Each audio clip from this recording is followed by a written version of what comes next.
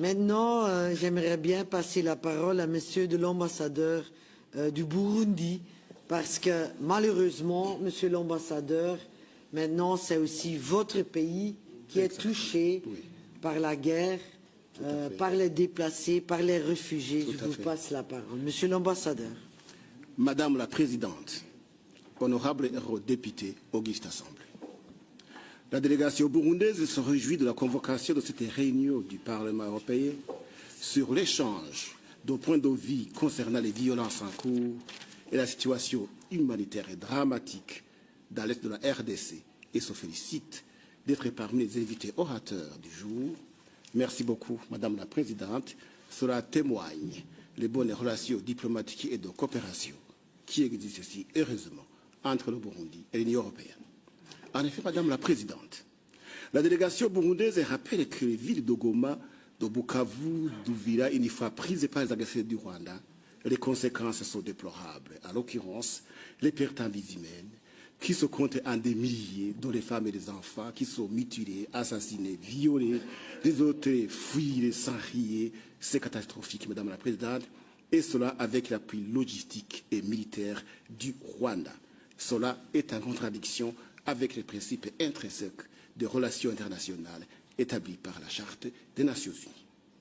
Madame la Présidente, au moment où les yeux du monde étaient braqués sur la signature d'un accord de paix pour l'Est de la RDC à Washington le 4 décembre 2025 par leurs excellences, les présidents des États-Unis d'Amérique, de la RDC et du Rwanda, en présence de leurs excellences les présidents du Burundi, de l'Angola et du Kenya, le Rwanda a renforcé ses troupes à l'est de la RDC en attaquant les positions burundaises qui étaient en RDC. L'armée rwandaise a simultanément intensifié ses renforts. En effet, des bateaux chargés de troupes et d'arsenal ont traversé le lac Kivu. Des camions ont été envoyés depuis Bugarama au Rwanda. Ces renforts sont estimés à l'équivalent de 2 brigades, c'est-à-dire entre 7 000 et 8 000 militaires. Ce comportement arrogant de l'armée rwandaise constitue le pied de nez et l'humiliation que le Rwanda de Paul Kagame vient d'infliger au président Donald Trump des États-Unis d'Amérique, le garant de l'accord de paix entre le Rwanda et la RDC, signé par le président rwandais Félix Tshisekedi de la RDC à Washington le 4 décembre 2025. Chers eurodéputés, il est à noter aussi que cette évolution récente n'est qu'un épisode dans la guerre d'agression que mène le Rwanda de Paul Kagame en RDC depuis 1996.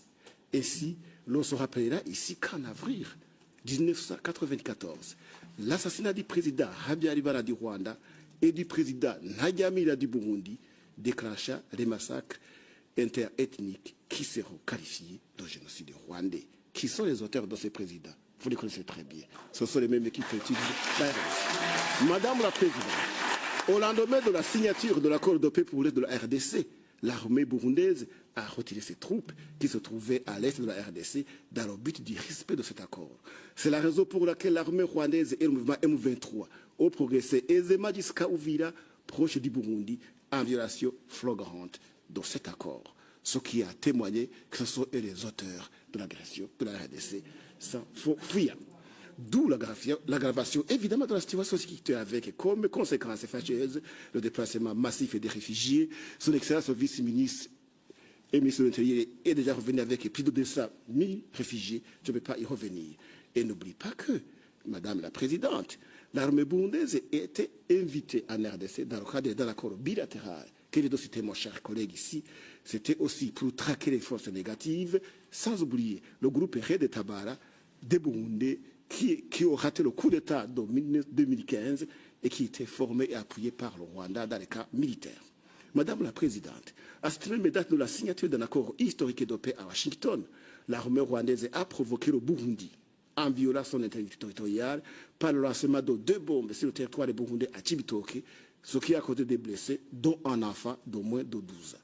Le Burundi condamne fermement cette escalade sanglante grave face à ces actes ignobles précédemment explicités et expliqués par d'autres orateurs qui ont déjà dit.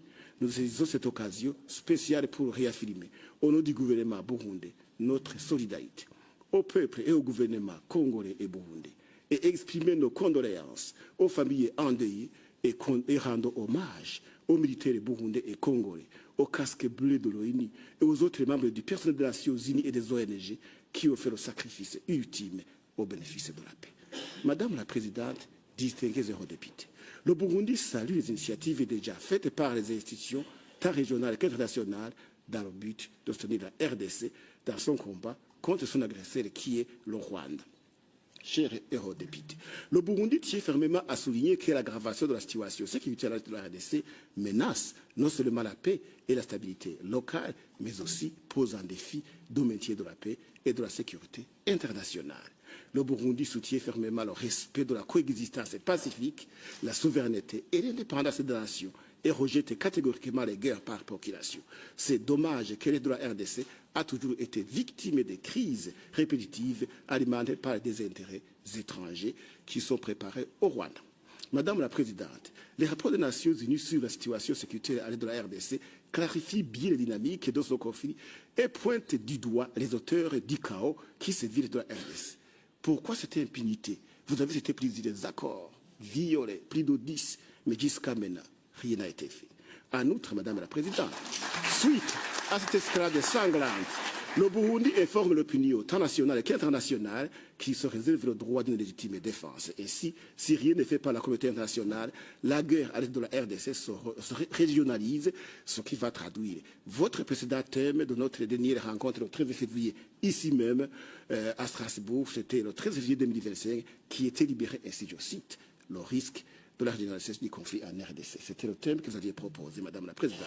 Face à cette situation déplorable, la communauté internationale en général, je vais vers la fin, et en particulier l'Union européenne, les États-Unis d'Amérique, le Conseil des Nations Unies, la Grande-Bretagne, la France, l'Allemagne, la Belgique, la Pologne, la Turquie et les autres partenaires de la région des Grands Lacs devraient prendre sans délai les mesures adéquates et suffisantes pour arrêter cette stratégie. En voici quelques propositions. Primo, exiger le respect de la résolution 2773 du Conseil de sécurité des Nations Unies, des accords signés à Washington et à Doha par l'imposition des sanctions ci-après, par exemple. Primo, retrait immédiat de l'armée rwandaise et du sol congolais, conformément à la résolution du Conseil de sécurité des Nations Unies. Deuxièmement, couper toute aide directe et non humanitaire au gouvernement rwandais. Décréter un embargo sur les armes à destination du Rwanda. Les sanctions économiques par la suppression des appuis de toutes sortes de la suspension du système bancaire SWIFT aux institutions bancaires du Rwanda impliquées dans la vente des minerais de sang. Prendre des sanctions diplomatiques et économiques contre les proches du président Kagame et des principaux responsables du régime et de l'armée. Par exemple, interdiction de voyage, blocage de leurs comptes bancaires dans les pays, interdiction des activités de la méga société prénommée Crystal Venteuse. Vous la connaissez très bien, il faut être. Les sanctions sur la vente des minerais de sang, etc. Déterrer sans délai le rapport au mapping qui a été mis en veilleuse et mettre en œuvre ses recommandations. Accorder la priorité et la création d'un tribunal spécial de l'ONU qui devra juger les crimes de guerre et les crimes contre l'humanité, voire de génocide commis en République démocratique du Congo depuis 1996.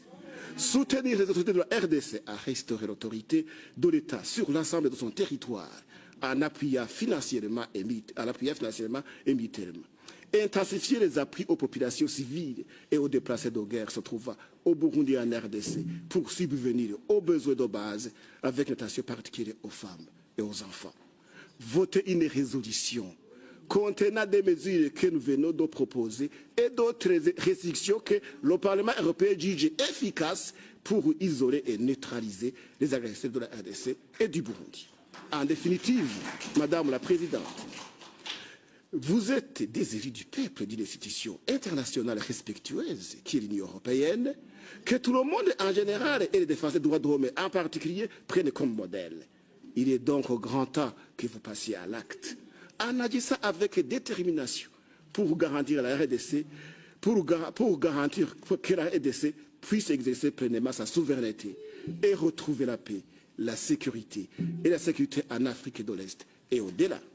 Le Burundi vous prend comme témoin, car ayant été provoqué le 4 décembre 2025 par 2 bombes lancées à Chibitoke par les agresseurs de la RDC et ayant respecté l'accord de Washington et par le retrait de certains de ces groupes de la ville d'Uvira, en cas de violation de l'intangibilité de ces frontières, le Burundi se donne le droit d'une légitime défense. Chers eurodéputés, en fait pour terminer, au cas où la communauté internationale dont vous faites partie ne ramène pas à la raison les saboteurs de la paix dans la région des Grands Lacs, ne soyez pas étonnés de vous retrouver face à la régionalisation de la guerre à l'est de la RDC, comme l'a averti le chef de l'État burundais, son Excellence M. Evariste Ndayishimiye, qui va présider l'Union africaine en 2026, après 2 janvier. Je vous remercie.